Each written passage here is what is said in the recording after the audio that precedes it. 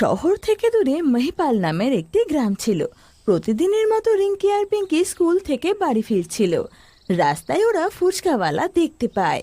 আমার তো ফুচকা খেতে খুব ইচ্ছে করছে, চল না রিঙ্কি ফুচকা খাই আমরা। কি বলছিস পিঙ্কি? আমার কাছে তো 1 ফোঁটা টাকা নেই। তুই জানিস না মা আমাদের টাকা দেয় না। কিন্তু আমার ফুচকা খেতে ইচ্ছে করছে। চুপচাপ এখন বাড়ি চল, কাল খেয়ে নিস ফুচকা। পিঙ্কির মুখ শুকিয়ে যায় আর ও মন খারাপ করে ওখান থেকে যেতে থাকে। কিন্তু তখনই ফুচকাওয়ালার আওয়াজ শুনে 2 বোন ঘুরে দাঁড়ায় আর ঘুরে দেখে ফুচকা খেয়ে নাও, ফুচকা বিনামূল্যে খাও, ফুচকা একবার খাও, দুবার খাও, বারবার ফুচকা খেতে থাকো। আরে রিঙ্কি, এ তো ফ্রিতে ফুচকা খাওয়াচ্ছে। কিন্তু কেউ ফ্রিতে কেন ফুচকা খাওয়াবে? নিশ্চয়ই কিছু গন্ডগোল আছে। এখন চল। তুই না একদম বাজে বকিস না। এক তো ফ্রিতে ফুচকা পাওয়া যাচ্ছে, তার মধ্যেও তুই কিছু গন্ডগোল খুঁজে পাচ্ছিস। শুধু ফুচকাই তো, কোথায় বম যে মুখে গিয়ে ফেটে যাবে। পিঙ্কি রিঙ্কির একটা ফোঁটা কথা শোনে না আর ফুচকা খেতে চলে যায়। এসো মা, এসো, বলো কিরকম ফুচকা খাবে তুমি, টক না মিষ্টি? আমি তো টকওয়ালা খাবো। কিন্তু সত্যি তুমি ফ্রিতে ফুচকা খাওয়াচ্ছ? হ্যাঁ মা, আমি তোমার থেকে একটাও টাকা নেব না। তোমার যত ইচ্ছে ফুচকা খাবার ততটাই খাও। পিঙ্কি তারপর এমন ফুচকা খাওয়া আরম্ভ করে যে থামবার নামই নেয় না। ও একটার পর একটা ফুচকা খেতেই থাকে। রিঙ্কি ওখানে দাঁড়িয়ে শুধু ওকে দেখতে থাকে, নিজে একটাও ফুচকা খায় না। অনেক কটা ফুচকা খাওয়ার পর যখন পিঙ্কির পেট ভরে যায় তখন গিয়ে ও ফুচকা খাওয়া বন্ধ করে। থামো দাদা থামো, অনেক কটা ফুচকা খেয়ে ফেলেছি, আর না, আর খেতে পারবো না। এতেই কাজ হয়ে যাবে। কি? আমার বলার বক্তব্য, এতগুলোই তোমার জন্য যথেষ্ট। তোমার তো পেট ভরে গিয়ে থাকবে, তাই না? হ্যাঁ সেটাই তো। পিঙ্কি আর রিঙ্কি এখন বাড়ির দিকে এগিয়ে যায়, কিন্তু রিঙ্কির এরকম ফ্রিতে ফুচকা খাওয়া একদম পছন্দ হয় না। কিছুক্ষণ পর যখন রিঙ্কি আর পিঙ্কি বাড়ি পৌঁছায় তখন দুজনে নিজের কাজে লেগে যায়। রিঙ্কি খাবার বানাতে মাকে সাহায্য করে আর পিঙ্কি ঘরে বসে খেলনা বাটি খেলে। আর পুরো দিন কেটে যায়। রাতে সবাই ঘুমিয়ে পড়ে। পিঙ্কি আর রিঙ্কি নিজেদের ঘরে শুয়ে পড়ে। পরের দিন সকালে যখন রিঙ্কি স্কুলের জন্য তৈরি হতে যায় তো পিঙ্কিকে ওঠাতে গিয়ে ওর মাথা খারাপ হয়ে যায়। পিঙ্কির গাল ফুচকার মতো গোল গোল হয়ে গিয়েছে আর ওর পেটটাও ফুলে গেছে ফুচকার মতো। রিঙ্কি পিঙ্কির এরকম অবস্থা দেখে ভয় পেয়ে যায় আর শিগগিরই ওকে ঠেলে তোলে। পিঙ্কি পিঙ্কি তাড়াতাড়ি ওঠ, দেখ তোর এটা কি হয়েছে। কি হয়েছে রিঙ্কি? আরে আগে ওর তো আর আয়নায় গিয়ে মুখটা দেখ। পিঙ্কি উঠে বাথরুমে যায় আর আয়নায় নিজের মুখ দেখে ভয় পেয়ে যায় আর জোরে জোরে কাঁদতে থাকে। হে আমার মুখটা কি হয়ে গেছে, আর আমার এই পেট, হে ভগবান, এটা আমার কি হয়ে গেল? পিঙ্কি আর রিঙ্কি দুজনেই নিজের মায়ের কাছে যায় তো মাও এরকম রিঙ্কির অবস্থা দেখে ভয় পেয়ে যায়। ও শিগগিরই ওকে ডাক্তারের কাছে নিয়ে যায়, কিন্তু সেখানে আগের থেকেই অনেক বাচ্চা বসেছিল যাদের অবস্থা একই রকম। সবার গাল ফোলা আর পেট হাড়ির মতো হয়ে রয়েছে। হে ভগবান, গ্রামে এটা নতুন কি অসুখ এলো? আমি তো ভেবেছিলাম আমার মেয়ের শুধু হয়েছে, এখানে তো দেখছি অনেক বাচ্চা বসে আছে। আমিও ঠিক কিছু বুঝতে পারছি না, এটা আসলে কিরকম অসুখ। আমি তো আগে এরকম অসুখ দেখিনি, সেটাও আবার এত বাচ্চাদের একসাথে। বুঝতেই পারছি না আমি করব তো কি করব। কিছুক্ষণের মধ্যে বাচ্চাদের পেট আর মুখ আরো ফুলতে লাগে। দেখে মনে হচ্ছে যেন এখনই ফেটে যাবে। বেচারা বাচ্চারা ভয়ে কেঁদেই যাচ্ছে, কিন্তু ডক্টর বা মা বাবারা কিছুতেই বুঝতে পারছে না যে এদের ঠিক করবে কি করে। ধীরে ধীরে ওখানে আরো বাচ্চা একই কারণে আসতে লাগে।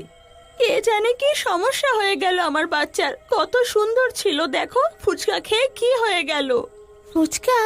তোমরা সবাই বাচ্চারা স্কুলের বাইরে ফ্রি থেকে ফুচকা খেয়েছিলে? হ্যাঁ, আমি কালকেই খেয়েছিলাম, আর ওই কাকু আমার থেকে টাকাও নেয়নি। হ্যাঁ, আমিও এর সাথেই গিয়ে খেয়েছিলাম। আস্তে আস্তে সব বাচ্চারা বলে যে সবাই স্কুলের বাইরে থেকে ওই ফুচকা খেয়েছে।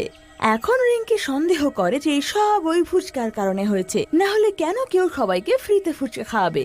ও তারপর সব কথা বলে আর সবাই রিঙ্কির কথা শুনে আশ্চর্য হয়ে যায়। চিন্তা করবেন না, আমাদের সবার আগে ফুচকাওয়ালার ঠিকানা বের করতে হবে। আমি কাল যখন স্কুলে যাব তখন দেখব কি ব্যাপারটা হয়েছে। পরের দিন রিঙ্কি একলা স্কুলে যায় আর ফেরার সময় দেখে ওই ফুচকাওয়ালা আবার ফ্রিতে ফুচকা খাওয়াচ্ছে। এসো বাচ্চারা, বিনামূল্যে ফুচকা খেয়ে যাও তোমরা। রিঙ্কি ওই ফুচকাওয়ালার কাছে যায় আর ফুচকা খাওয়ার বদলে ওটা তুলে তুলে ভাঙতে লাগে। সত্যি করে বলো, ফুচকাগুলোতে কি জাদু করেছো যে গ্রামের সব বাচ্চারা অসুস্থ হয়ে রয়েছে? ফুচকাওয়ালা নিজের ফুচকা ভাঙতে দেখে খুব রেগে যায় আর রেগে বম হয়ে যায় আর একটা ভূতের রূপ নেয়। এই, তোর এত সাহস, তুই আমার ফুচকাগুলোকে হাত দিয়েছিস? চল, সরে যা আমার ফুচকার সামনে থেকে, না হলে তোকে প্রাণে মেরে দেব আমি। রিঙ্কির তো ভূতকে দেখে অবস্থা খারাপ হয়ে যায়। ভূত? তুমি আসলে একটা ভূত? তুমি এরকম করলে? আমার কালকে সন্দেহ হয়েছিল যে তুমি বাচ্চাদের কেন বিনামূল্যে ফুচকা খাওয়াচ্ছ, কিন্তু আজ আমি সব সত্যি জানতে পেরেছি। এখন সত্যি করে বলো, তুমি এরকম কেন করছো? আর ছোট বাচ্চারা তোমার কি ক্ষতি করেছে? চুপ কর পাগল মেয়ে, না হলে কিন্তু ভালো হবে না। মনে হচ্ছে তোর নিজের প্রাণটা প্রিয় নয়। বাস আমি জানতে চাই তুমি এরকম কেন করছো, এইটুকুই। তুমি কেন এরকম করছো? সব বাচ্চাদের মারতে চাই আমি, এক এক বাচ্চাকে মেরে ফেলবো। তোকেও মেরে ফেলবো আর বাকিদেরকেও আমি মেরে ফেলবো। এরকম বলে ভূত আর ওর ফুচকার ঠেলা ওখান থেকে গায়েব হয়ে যায় আর রিঙ্কি বুঝতে পারে সব ভূতেরই কাণ্ড। ও শিগগির নিজের মা বাবার কাছে যায় আর সব কথা বলে আর পুরো গ্রামে এই ফ্রি ফুচকাওয়ালার কথা ছড়িয়ে যায়। বাচ্চাদের অবস্থা আরো শোচনীয় হচ্ছিল, কারণ বাচ্চারা দিনের পর দিন আরো ফুলে উঠছিল। তারপর কিছু লোকেরা মিলে তান্ত্রিকের কাছে যায় আর ওকে বলে, আচ্ছা, আমি এরকম অনেক ভূতদেরকে সাহায্য করেছি। এরা খাবার লোভ দেখিয়ে বাচ্চাদের বশে করে নেয় আর তারপর ওদেরকে মেরে ওদের শক্তি নিয়ে নেয়। আপনি শুধু আমাদের বলুন। হ্যাঁ, এর একটা উপায় আছে, একটু সাংঘাতিক, কিন্তু তোমরা যদি নিজের বাচ্চাদের বাঁচাতে চাও তাহলে তোমাদের এটা করতে হবে। আপনি শুধু বলুন, আমরা গ্রামবাসীরা নিজের বাচ্চাদের বাঁচানোর জন্যে সব কিছু করব। তাহলে ঠিক আছে, এইখান থেকে 50 কিলোমিটার দূরে একটা জঙ্গল আছে। ওই জঙ্গলে একটা পুকুর আছে। ওই পুকুরের জল জাদুর জল। ওই জল সবসময় ফোটে, কিন্তু কোনো মানুষ ভালো মনে ওটা যদি ছুঁয়ে নেয় তো ঠিক থাকে।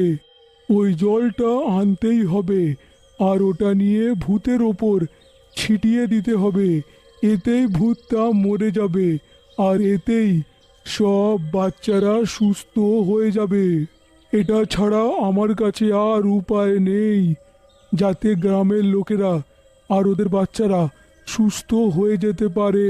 এখন গ্রামের লোকেরা এই চিন্তায় থাকে যে ওই ঘন জঙ্গলে যাবে কে, কিন্তু তখনই রিঙ্কি ওখানে যাওয়ার সিদ্ধান্ত নেয়। ওর মা বাবা অনেক মানা করে, কিন্তু নিজের বোন আর বন্ধুদের বাঁচানোর জন্য ও যাওয়ার সিদ্ধান্ত নেয়। ও সেই সময় জাদুর জল নিতে বেরিয়ে পড়ে। সারাদিন হাঁটার পর ও যেরম সেরম করে জঙ্গলে পৌঁছে যায় আর ওই জাদুর জলটা পেয়ে যায় যা ফুটছিল। রিঙ্কি শিগগিরই ওটা বোতলে ভরে বাড়ি নিয়ে আসে আর পরের দিন স্কুলের বাইরে গিয়ে ফুচকাওয়ালার অপেক্ষা করতে থাকে। গ্রামের বাকি লোকেরাও ওখানে লুকিয়েছিল। কিছুক্ষণ পরই ওখানে ভুতুরে ফুচকাওয়ালা চলে আসে। এখন দেখাচ্ছি মজা, আজ কোথায় যাবি বাছা? এসো এসো, বিনামূল্যে ফুচকা খেয়ে যাও। এসো এসো।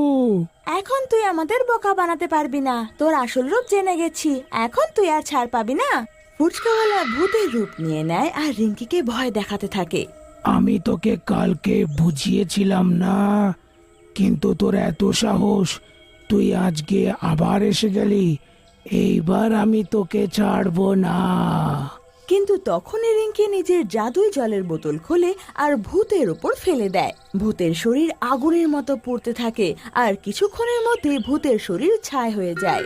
আজ এই ভূতটা মরেই গেল।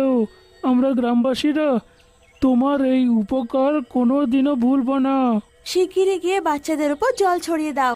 জাদুই জল তাড়াতাড়ি বাচ্চাদের উপর ছড়াতেই সব বাচ্চারা ঠিক হয়ে যায়।